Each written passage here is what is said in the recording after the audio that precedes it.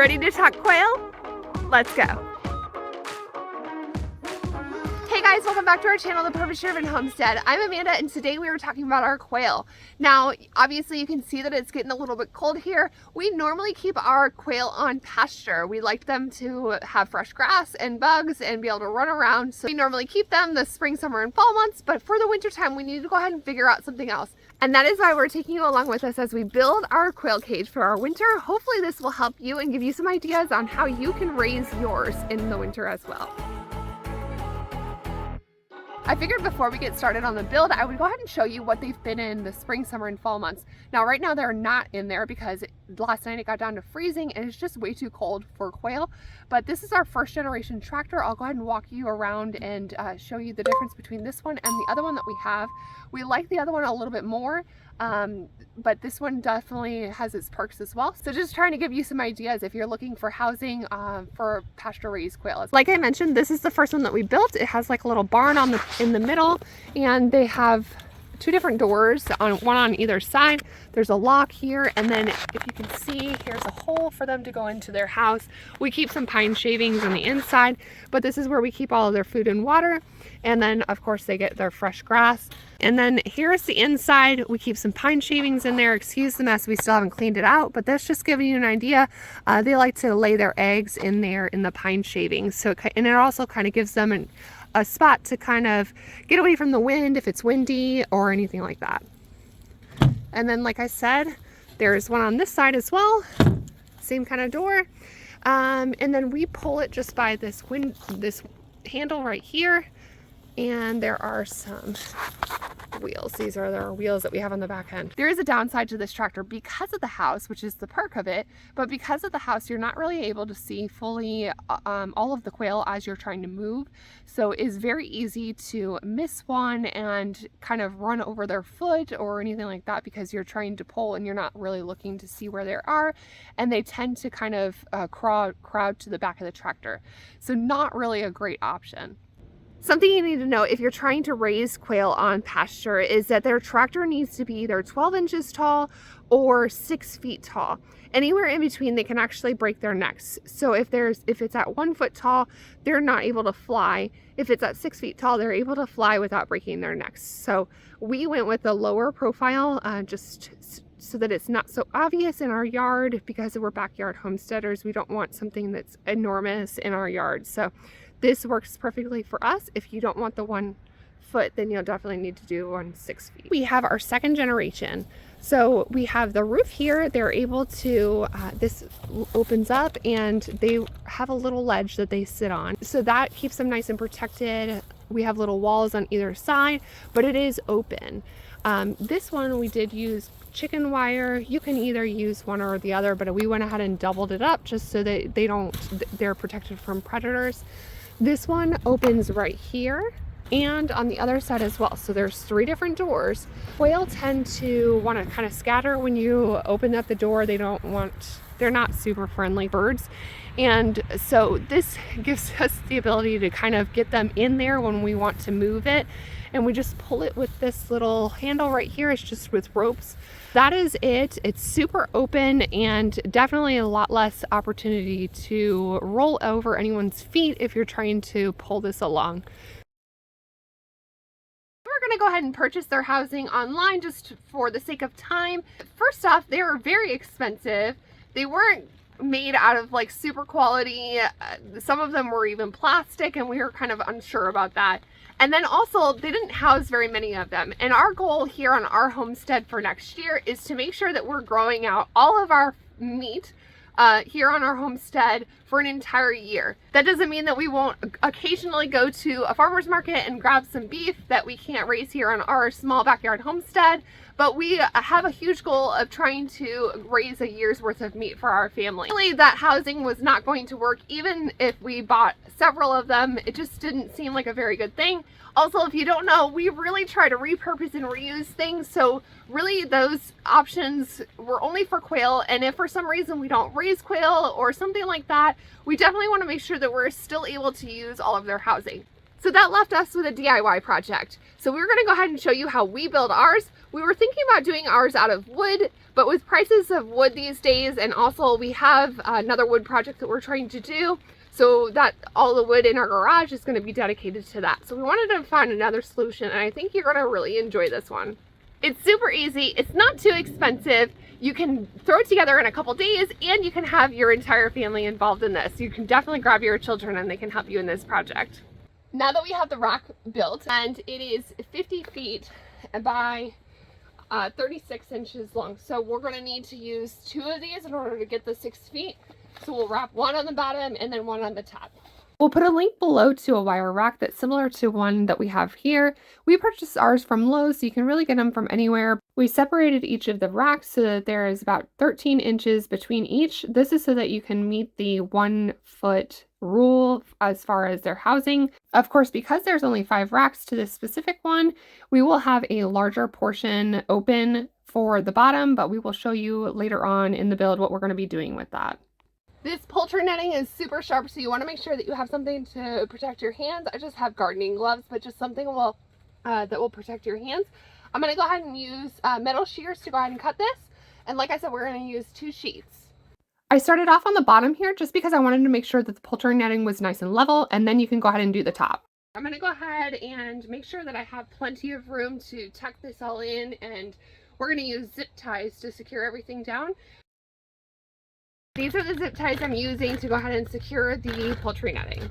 There's no specific method on what I'm using for the zip ties. I'm basically just doing it evenly so that everything is nice and secured down. I found that the zip ties worked perfectly for this project, and it's nice and affordable. Okay guys, the sun is setting on me and I have limited amount of time, so I'm going to show you exactly what I have going on around it, and then I'll pick it back up tomorrow and we'll show you exactly how we're going to finish this off. It's quite difficult to walk around in here because I have all of our hills of carrots and greens and stuff. But okay, so I have wrapped this part because I don't want any pokey parts sticking out. So I wrapped it around and then secured it around this pole. I pulled it as tight as I possibly could here from this rack down to the bottom rack, but you can see I just went ahead and put the chicken wire. I wanted to make sure that there was a little bit of a overhang.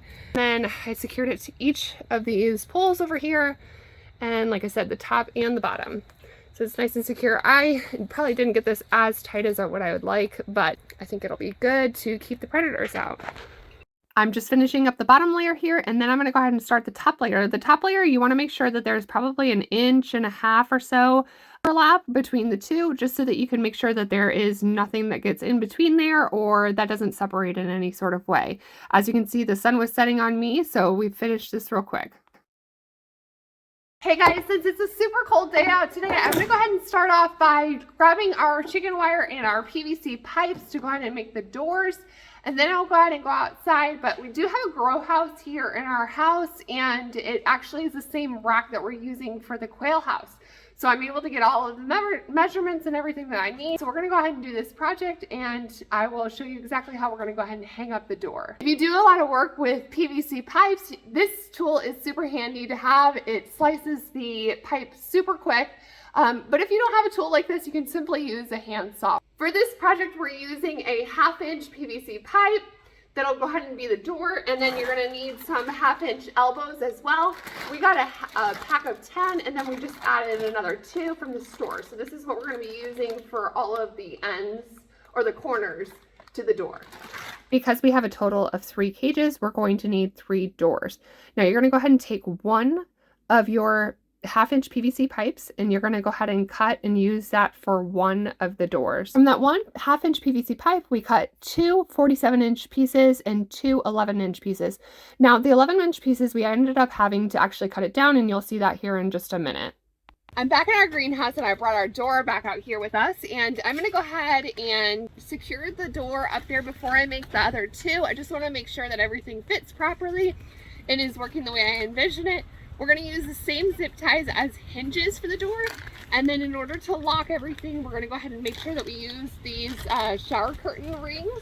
We'll just need to unlock it every time we open the door. I'm securing all of the doors with a zip tie hinge, and this works perfectly for this project. And here is another look at all of the pipes that are cut out with the elbows and the finished product before we put the netting on there.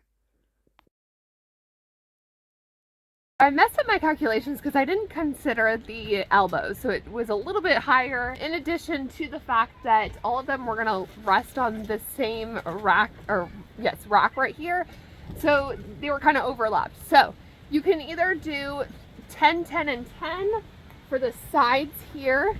Here you can do, the length was 10. I originally did 11, so you can either do 11, 11, and 9.5, or you can just do 10. I'm gonna go ahead and secure the middle one, and then we should be set. Now that we have the doors done, my husband kindly offered to rip down some 2x4s for me. So we're gonna go ahead and rip them down to 2x2s, and then he is working on a furring strip. We need this furring strip, and I'll explain here in a little bit, but this is how he did the little notches in there. We're almost done with this quail project, but today we are going to go ahead and put our inserts together. You'll definitely want to make sure that you have a drill here with this bit. This is so that you can make a hole into the wood and you don't split it with the screwdriver or screws. So you go ahead and make a hole real quick with that. This has a special bit on it. It's a star bit. And your screws, these are 2.5-inch screws so that they can go through the wood pieces. We'll have all the cutout measurements for this project listed down below or on our website, so you can go ahead and make sure that you get the exact measurements of what we use, but you can see I'm assembling it here. Here is the 1/4-inch hardware cloth that you'll be using. You just want to make sure that you have gloves because this stuff is super sharp. We're just going to go ahead and put it across this, and I'll show you exactly how we're going to do it. We want to make sure that this is 15 and this is 13. We want to make sure that it's as long as the 15. So this will be exposed a little bit, but that's where our furring strip comes in. We're gonna go ahead and put the furring strip right on top of that and nail it to the furring strip on the bottom. That way it's nice and covered up. We don't have to worry about cutting our hands on it. If you're bringing this project indoors like I have, definitely make sure that you put a moving blanket or some sort of blanket down on your floors because this wire will definitely tear it up. As I mentioned just a minute ago, you definitely want to make sure that you're measuring your hardware cloth from the center piece, which is 15 inches, rather than the outside pieces, which are 13. You want to make sure that it's fully covered on the very bottom. I cut our hardware cloth to the length of our insert here, and as you can see underneath the furring strip, this is still exposed. We definitely need to make sure that we protect our hands, and that's where this furring strip comes in. Before we staple it to the bottom, we're going to need some screws. So I'm going to go ahead and take some screws and screw it in right here at the top just to give it some strength and make sure that that stays in place. And then we'll flip it upside down and put the staples here at the back side of this. Our 2.5-inch screws that we used for the insert are not going to work for this. We definitely need to make sure that we have a smaller screw because it's just going to be too long. Maybe 1 inch or 1.5 inches. Go ahead and use for your furring strip. Okay, so I secured the furring strip with these 1 1/4 inch screws, and I put 2 on either, 2 in the middle and 2 on either end. And now we're going to go ahead and flip it over and staple the very bottom. One of our last steps to making this project is complete. We did all of our inserts inside, and since they're done, I'm going to go ahead and show you exactly how they're going to lay into the cages, and then I'll walk you through the entire thing just so you can see a whole overview of what it looks like.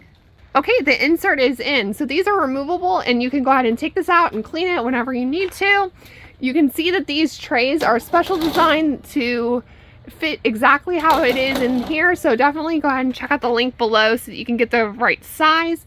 This 45-inch piece is just resting in the back. That way they definitely are not going to fall back behind there. We were going to go ahead and show the entire process of actually putting them in, but we ran into an issue. What I would really recommend is for you to go ahead and put your inserts in before you wrap the cage in your chicken wire. I was using our grow house inside to measure and make sure that the insert fits. I had no problem fitting it in, but when I took it out here, since they are 12 inches tall, I actually had a hard time putting them in. So what you need to do is come out and put the insert in and then wrap the whole thing in chicken wire.